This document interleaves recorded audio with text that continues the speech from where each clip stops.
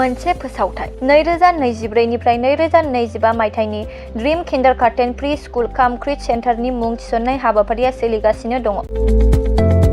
क'क्राझार सहरनि साखाथियाव थानाय एबा देबोरगाव बड'लेण्ड मुलुगसोलोंसालिजों नांजाबनाय गियानपुरियाव गोदानै ड्रीम किन्डारगार्टेन प्रि स्कुल काम क्रिच सेन्टार बेखेवदों।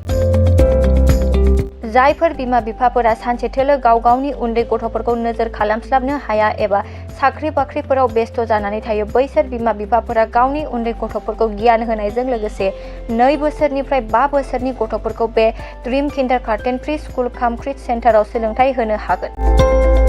बे फरायसालियाव गासै सुबिदाखौनो फरायसाफोरानो मोनफुंनो हागोन। सुबिदाफोरनि गेजेराव दं fun learning, different types of co-curricular activities, age appropriate curriculum, sensory experience, बेनि अनगायैबो holistic development, safe and free learning environment, daily weekly activity record, nature corner, live CCTV security, emergency fire safety as well medical kit, air conditioning facility.